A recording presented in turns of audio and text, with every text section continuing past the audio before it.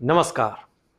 जब हुक्मरानों की नीयत में खोट होती है, मंशा सिर्फ और सिर्फ सियासी फायदा हासिल करने की होती है, तो इसकी परिणति वही होती है जो यूजीसी के नए कानून और उससे उपजे विवाद की शक्ल में नजर आ रही है। अगर यूजीसी के नए प्रावधानों में एकरूपता होती, तो नियमों को लेकर विरोध का मुद्दा ही नहीं उपजने पाता।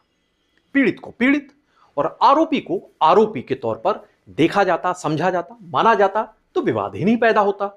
लेकिन पहले से ही मान लिया जाए कि अमुक जाति का छात्र ही पीड़ित होगा और किसी जाति विशेष का युवा छात्र छात्रा गुनहगार होंगे, तो फिर ये नियम पक्षपातपूर्ण कहे जाएंगे, पूर्वाग्रही कहे जाएंगे और इससे आक्रोश, असंतोष पनपना स्वाभाविक है। बात शुरू करते हैं। यूपीए सरकार के शासनकाल में साल 2011 में सांप्रदायिक एवं लक्षित हिंसा निवारण विधेयक लाने की तैयारी हो रही थी। बड़ी जोर शोर से तैयारी हो रही थी और यह कानून बहुसंख्यक विरोधी पूर्वाग्रह से लबरेज था। तब भारतीय जनता पार्टी ने इसका पुरजोर विरोध किया था, दलील दी थी कि यह सिर्फ एक समूह को ही सुरक्षा प्रदान करता है, ना कि सभी समुदायों को समान रूप से। अब विडंबना देखिए कि इसी भारतीय जनता पार्टी के दौर में उसकी अगुवाई वाली शासन सत्ता में 15 साल बाद एक ऐसा प्रावधान लाया गया यूजीसी के जरिए, जहां पर सवर्ण बिरादरी के युवाओं के प्रति बुरी तरीके से दुर्भावना झलक रही, जिसमें पूर्वाग्रह दिख रहा है। सवर्ण युवा शोषक की भूमिका में खड़े कर दिए गए। पीड़ित होने पर उनके लिए कोई कारगर प्रावधान नहीं रखा गया है। इस पूरी बात को आगे बढ़ाएं उससे पहले जान लीजिए कि भारतीय शिक्षा व्यवस्था को व्यवस्थित करने के लिए ब्रिटिश हुकूमत का जब आखिरी दौर चल रहा था, 1944 में सार्जेंट रिपोर्ट ने एक सिफारिश की थी विश्वविद्यालय अनुदान समिति की। यह सिलसिला आगे बढ़ा और कई प्रयास हुए और 1956 में यूजीसी यानी यूनिवर्सिटी ग्रांट कमीशन विश्वविद्यालय अनुदान आयोग एक वैधानिक निकाय बन गया। नई दिल्ली में इसका मुख्यालय है। इसमें अध्यक्ष एक होता है, उपाध्यक्ष, और केंद्र सरकार द्वारा नियुक्त इसमें 10 सदस्य होते हैं। और इसका जो उद्देश्य है, इसका कार्य है यूजीसी का, ये विश्वविद्यालय को जो अनुदान तमाम मिलते हैं उसको आवंटित करना, उच्च शिक्षा में सुधार करना, सलाह देना उसके लिए, उच्च शिक्षा में गुणवत्ता कैसे कायम हो, तमाम अच्छे मानक स्थापित हों, इसके लिए प्रयास करना।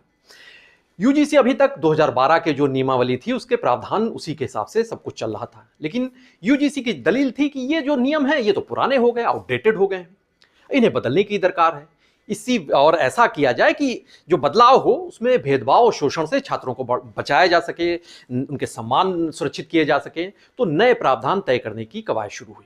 नया ड्राफ्ट तैयार हुआ। संसद की शिक्षा, महिला, बाल और युवा संबंधी मामलों की एक संसदीय समिति है, उसने यूजीसी के इस जो ड्राफ्ट है, प्रारंभिक ड्राफ्ट था, इसको समीक्षा इसकी की। मध्य प्रदेश के पूर्व मुख्यमंत्री और बड़े चर्चित नेता हैं, कांग्रेस के राज्यसभा सदस्य दिग्विजय सिंह, वो इस समिति के चेयरमैन थे। इस समिति ने 8 दिसंबर यानी पिछले साल ही 2025 को अपनी रिपोर्ट सरकार को सौंपी थी।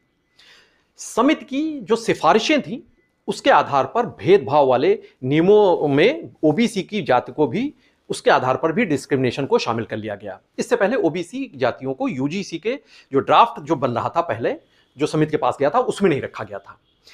अब जो समिति थी, कमेटी ने सिफारिश की थी कि इक्विटी कमेटी में एससी, एसटी, ओबीसी के आधे से ज्यादा प्रतिनिधि भी होने चाहिए। यूजीसी ने जो नया साल आया 15 जनवरी को इनको नोटिफाई कर दिया, यानी ये तब से तत्काल प्रभाव से लागू भी हो गए। एक चौंकाने वाली बात है कि झूठी शिकायतों पर जो प्रावधान थे कार्रवाई के, उसे भी हटा दिया गया। Promotion of equity in higher education institution, ये जो रेगुलेशन 2026 बिल था, ये कानून, ये अधिसूचना इसकी जारी हो गई और ये लागू हो गया। अब इसे लेकर आलोचना होने लगी, विवाद तूल पकड़ रहा है। क्यों? इसकी वजह क्या है? इसे जानने के लिए भारतीय न्याय संहिता 2023 की धारा 229 पर गौर करिए, जिसमें है कि झूठा आरोप कोई लगा रहा है, झूठा मुकदमा दर्ज कर रहा है, पुलिस को कोई झूठी जानकारी दे रहा है, 227, 228 के तहत झूठी गवाही दे रहा है, तो फिर उसके अपराध माना जाता है और 6 महीने से लेकर 7 साल तक कैद, जुर्माना या फिर दोनों, ये दंड के प्रावधान है। लेकिन यूजीसी का नया कानून कहता है कि अब झूठी शिकायत कोई करेगा तो उसका बाल भी बांका नहीं हो सकेगा। हमारे संविधान के अनुच्छेद 15 में कहा गया है कि धर्म, मूलवंश, जाति, लिंग या जन्म स्थान, इनके आधार पर नागरिकों के बीच किसी भी प्रकार का कोई भेदभाव है वो नहीं किया जा सकेगा और वो प्रतिबंधित रहेगा पूरी तरीके से। लेकिन नए कानून में कथित जो सवर्ण जातियां हैं, इनके छात्र छात्राओं को उनके सरनेम के आधार पर, उनकी जाति के आधार पर एक तरफा दबाने वाला और शोषक मान लिया जाएगा।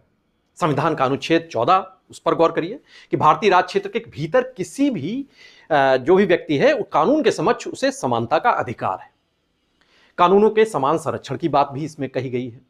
लेकिन यूजीसी का नया कानून सवर्ण युवाओं को इन अधिकारों से वंचित करता दिखाई दे रहा है। यानी अगर कोई समान वर्ग का युवा जाति आधारित भेदभाव का शिकार होता है तो उसके लिए कोई ठोस, कोई कारगर सुरक्षा की व्यवस्था नहीं की गई है, नियमों में तो नहीं की गई है, दिख नहीं रही है। उसे प्रथम दृष्टया पीड़ित ही नहीं माना जाएगा। झूठी शिकायत होने पर उसका भविष्य बर्बाद हो जाएगा। ऐसी झूठी शिकायत करने वाला, उस पर कोई आंच नहीं आएगी, उसका रंच मात्र भी अहित नहीं होगा। हर कॉलेज, यूनिवर्सिटी को भेदभाव की जो शिकायतें होंगी जाति, धर्म, लिंग, इसके आधार पर अगर ये होगा तो इसको सुनने के लिए एक इक्विटी कमेटी बनानी पड़ेगी, अब जो नए प्रावधान है। और इसका अध्यक्ष होगा संस्थान, जो यूनिवर्सिटी है उसका वीसी अगर है या कोई प्रिंसिपल है वो उसका अध्यक्ष होगा। सदस्य जो होंगे उनमें एससी, एसटी, ओबीसी, महिलाएं, दिव्यांगजन, इनको शामिल किया जाएगा, आधे से ज़्यादा वो होंगे। एक सीनियर फैकल्टी जो होगा मेंबर एंटी डिस्क्रिमिनेशन अफसर के तौर पर नियुक्त होगा। कमेटी में जो ये कमेटी बनेगी, इक्विटी कमेटी, इसमें अनारक्षित यानी समान वर्ग का सदस्य अनिवार्य होगा या नहीं, इसका कोई उल्लेख नहीं है, यानी उसका होना जरूरी नहीं।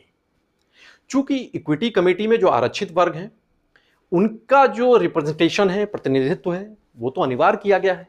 लेकिन जनरल कैटेगरी, सामान्य जो है कथित सवर्ण समाज, इनके लिए, इन युवाओं के लिए कोई स्पष्ट अनिवार्यता का प्रावधान नहीं है। तो अब आशंका बलवती होती है कि उनकी सुनवाई निष्पक्ष कैसे होगी, इस पर सवाल है। केंद्रीय स्तर पर मुख्य रूप से 2 कमेटियां होंगी।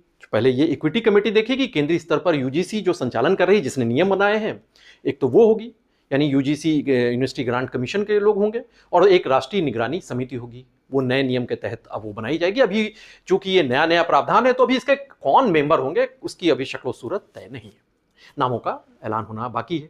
लेकिन जो लोग हैं आशंकित हैं कि इन कमेटियों में भी चूंकि सामान्य या जनरल सीट जो कैंडिडेट्स हैं उनकी जो कॉलेजों की समिति में उनके नाम नहीं होते, तो यहाँ पर भी सिविल सोसाइटी के नाम पर कुछ विशेष जो विचारधारा के लोग, उनको भरा जा सकता है और उनकी वजह से निष्पक्ष जांच प्रभावित हो सकती है जो केंद्र राष्ट्रीय स्तर पर कमेटी बनेगी।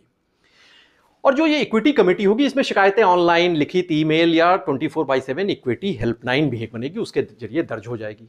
जातिगत भेदभाव की शिकायत होगी और इक्विटी कमेटी तुरंत इसकी जांच भी शुरू कर देगी और संस्थान का जो मुखिया होगा उसे रिपोर्ट सौंपेगी। आरोपी जो छात्र पाया जाएगा उस पर जांच होगी और संस्थागत जो है अनुशासनात्मक कार्रवाई की जा सकेगी, मसलन उस पर जुर्माना हो सकेगा, निलंबन होगा, निष्कासन भी हो सकता है। और कमेटी जैसे ही शिकायत मिलेगी वो उसने बैठक करेगी, जांच करेगी और गंभीर अगर मामला पाया जाएगा तो पुलिस को सूचित किया जाएगा। और निर्णय से असंतुष्ट जो पक्ष जो होगा वो 30 दिनों के भीतर अम्बड्समैन जो होगा वहां पर अपील भी की जा सकेगी। हल्का अगर कोई मामला होगा तो वो परामर्श किया जाएगा, चेतावनी, एक वार्निंग दे दी जाएगी उससे वहां पर। और अगर भारी हुआ तो छात्रावास या हॉस्टल से हटाया जा सकेगा, परीक्षा से वंचित किया जा सकेगा, संस्थान से ही निष्कासित हो सकेगा या फिर पुलिस की कार्रवाई हो जाएगी। नए नियमों में जो झूठी कार्रवाई कोई शिकायत करेगा उसे हतोत्साहित करने के लिए पहले 2012 में प्रावधान था, याद करिए, लेकिन अब उसे हटा दिया गया है। अब इससे समान वर्ग के जो शिक्षक हैं, छात्र तो छात्र, शिक्षक भी, वो भी निशाना बन सकेंगे, कानून का बेजा इस्तेमाल हो सकेगा। गलत शिकायत दर्ज करने वाले किसी भी जो उसमें दंड होगा, उन्हें कोई दंड का मतलब उन्हें कोई सजा की कोई भय ही नहीं होगा। सवर्ण युवाओं के लिए जो सुरक्षा चक्र है वो तो तोड़ दिया गया, वो नहीं रखा गया। उन्हें फंसाया जाएगा, अगर कुचक्र रचा जाएगा तो उनके पास बचने का कोई तरीका नहीं है। और जो यूनिवर्सिटीज, जो तमाम संस्थान हैं जो इस इक्विटी सेल और जो शिकायत का पूरा प्रावधान है ये नहीं करेगा इसका पालन, उनके खिलाफ सख्त कार्रवाई की जाएगी। उनकी यूजीसी की ग्रांट है वो बहुत जरूरी होती है उनके संचालन के लिए, वो रोक दी जाएगी। नई डिग्री शुरू करेंगे उसे मना कर दिया जाएगा, बैन कर दिया जाएगा। गंभीर मामले अगर होंगे और ज़्यादा तो फिर उनकी मान्यता भी रद्द कर दी जाएगी। तो यानी जो कॉलेज हैं, संस्थान हैं, यूनिवर्सिटीज़ हैं, उन्हें तो इसे लागू ही करना है। जाँच की प्रक्रिया भेदभाव युक्त पूर्वाग्रही इसलिए है क्योंकि जो शिकायत वाला जो है वो नकेल कसने की झूठी शिकायत के लिए वो हटा दिया गया है।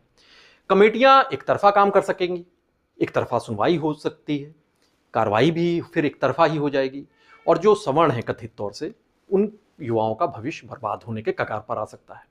शिक्षक तक झूठे मामलों में फंसाए जा सकते हैं, कोई रंजिश होगी शिक्षक के खिलाफ शिकायत की जा सकती है, और दुर्भावनापूर्ण शिकायतों को रोकने के लिए कोई उपाय नहीं है।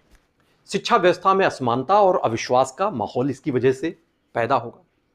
शैक्षणिक संस्थाओं में जंग सरीखे हालात पनप सकते हैं। वर्ग विशेष के छात्रों को पहले से ही आरोपी की तरह देखने की एक मानसिकता जो डेवलप होगी, वो भी बड़ी नेगेटिविटी लाएगी। एक वर्ग विशेष को अपराधी मान लिया जाएगा कि वही अपराधी हैं, पहले प्रथम दृष्टया तो वही अपराधी हैं। युवाओं पर जो झूठे अनियंत्रित मुकदमों की बाढ़ आ सकती है, ये खतरा बना रहेगा। फिलहाल ये पूरा मामला सुप्रीम कोर्ट की चौखट में भी दाखिल हो गया है, और सरकारें अगर हुक्मरान भेदभाव कर रहे हैं तो माना जा रहा है कि शायद ये भेदभाव भावपूर्ण और ये असंवैधानिक ये शिकायत की गई है सुप्रीम कोर्ट से, ये मामला है, और इस पर कार्रवाई की जाए, इस पर आगे सुनवाई हो। याचिकाकर्ता ने यह भी आरोप लगाया है कि ये जो प्रावधान है इस उच्च संस्थानों में समानता को बढ़ावा देने के नाम पर कुछ वर्गों, खासतौर से जो सामान्य जनरल क्लास है, उसके खिलाफ भेदभाव को बढ़ावा देता है। इससे कुछ समूहों को शिक्षा उनके बाहर भी किया जा सकता है, उनकी शिक्षा बाधित हो सकती है। फिलहाल सुप्रीम कोर्ट सुनवाई करेगी, लेकिन केंद्रीय सत्ता पूरी तरीके से खामोश है। हाकिमों ने चुप्पी साध ली है, और जो सामान्य वर्ग के तमाम युवा हैं, तमाम संगठन हैं, संस्थाएं हैं, वो आक्रोशित हैं। जनाक्रोश उबल रहा है। उन्हें समझाने वाला और उन्हें भरोसा देने वाला फिलहाल ना तो कोई नेता सामने नजर आ रहा है, ना ही कोई ऐसा तंत्र खड़ा किया गया है जो लोगों के तमाम सवालों को, उनकी शंकाओं को, उनका समाधान कर सकें। तो ये बड़ी विषम और दुखद, दुर्भाग्यपूर्ण दशा है। ऐसे हालात, क्या कहा जाए कि ईश्वर ही रक्षा करे, और इस विषय से संबंधित दूसरे पहलुओं को आपके सामने मैं लाता रहूंगा। जय हिंद, वंदे मातरम।